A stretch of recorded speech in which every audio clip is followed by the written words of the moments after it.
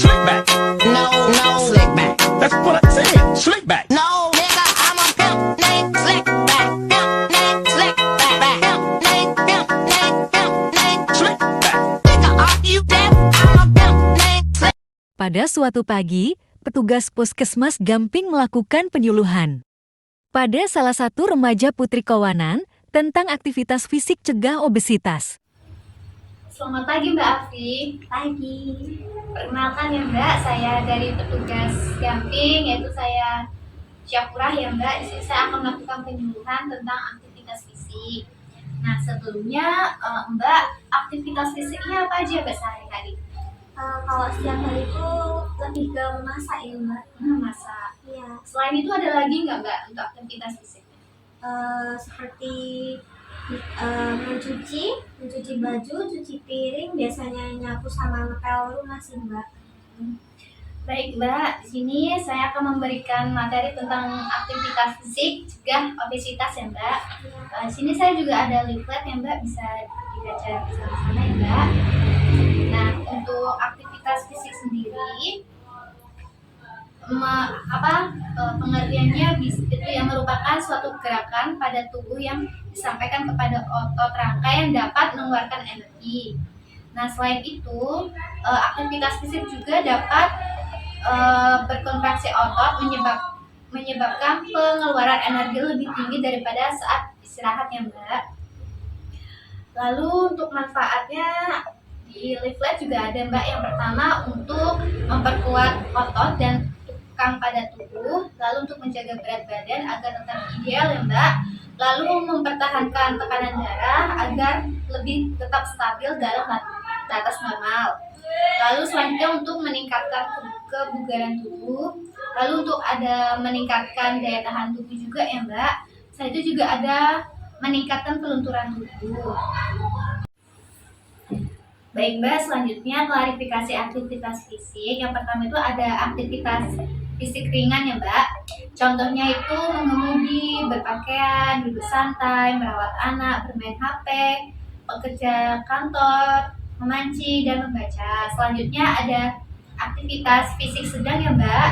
Contohnya itu ada jalan cepat, bersepeda, jogging, bermain tenis meja, pekerjaan rumah tangga, dan berjalan. Lalu selanjutnya ada aktivitas fisik berat ya Mbak. Contohnya itu lari, bermain sepak bola, bela diri, aerobik, latihan fisik, bersepeda, mendaki gunung, dan menari. Nah, untuk contoh aktivitas fisiknya di leaflet juga ada ya Mbak, di sebelah sini.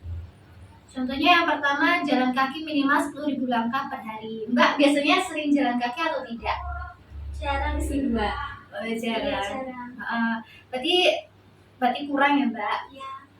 Lalu yang kedua itu ada kerja rumah tangga yang menggerakkan otot ya Mbak. Ya tadi contohnya bisa menyapu lantai, berkebun, seperti itu. Lalu selanjutnya ada menari, naik turun tangga, lalu melakukan peregangan, dan terakhir itu olahraga, contohnya flying fox, futsal, dan basket ya Mbak.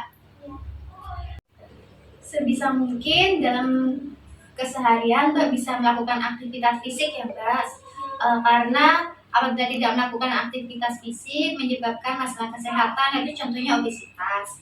Nah sebelumnya Mbak udah tahu belum apa obesitas itu Mbak? Belum Mbak.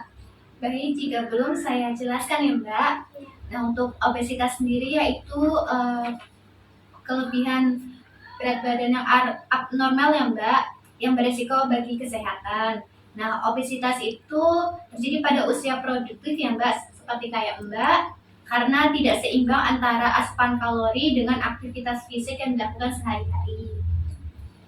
Lalu untuk faktor obesitasnya itu ya Mbak, ada penurunan aktivitas fisik ya Mbak, yaitu jarang bergerak. Lalu yang kedua ada faktor genetik. Lalu yang ketiga ada kebiasaan makan. Yang keempat ada kondisi psikologis dan konsumsi obat-obatan. Sebelumnya Mbak ada konsumsi obat-obatan atau tidak? Enggak. Ya. Bagus ya Mbak. Nah untuk dampak dari obesitas itu juga ada penurunan fungsi kognitif, gangguan psikologis, yaitu ada diabetes mellitus, menyebabkan hipertensi, penyakit jantung koroner, stroke, dan kematian. Nah, untuk tanda dan gejala obesitas sendiri bisa dibaca di level juga ya Mbak. Yang pertama, lemak tubuh yang berlebihan. Lalu yang kedua, sesak nafas. Yang ketiga, lebih banyak berkeringat.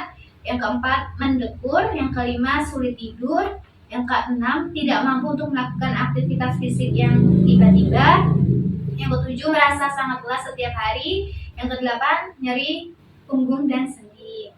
Nah, untuk penanganannya sendiri, yang pertama, meningkatkan aktivitas fisik ya Mbak, minimal 30 menit setiap hari, yaitu bisa berjalan 10.000 ya Mbak yang tadi. Lalu yang kedua, membatasi tidur yang berlebihan. Lalu yang ketiga, konsumsi sayur dan buah minimal 5 porsi setiap harinya ya. Lalu yang keempat, batasi konsumsi gula, garam, dan lemak berlebihan. Baik Mbak, untuk materinya sudah jelas atau belum Mbak?